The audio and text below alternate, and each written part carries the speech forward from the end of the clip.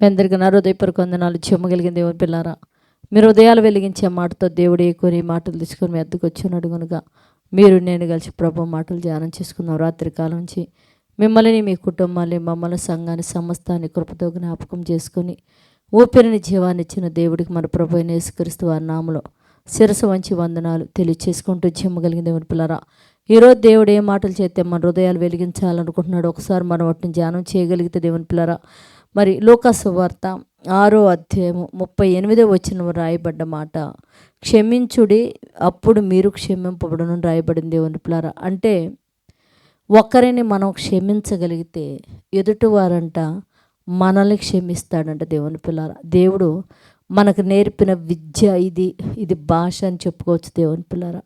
మనం ఏ విషయంలో ఎదుటి వారిని క్షమించమో మన విషయాల్లో కూడా దేవుడు వాటిని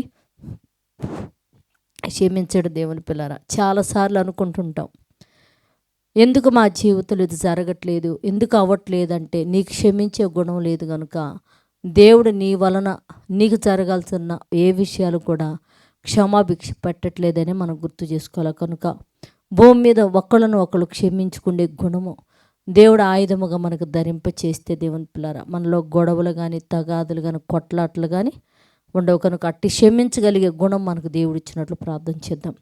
పరిశుద్ధుడా, జీవము మా పరలోకపు తండ్రి, ఇదిగోనైనా మీరు క్షమించండి అప్పుడు మీరు క్షమింపబడతారని చెప్తున్నావయ్యా.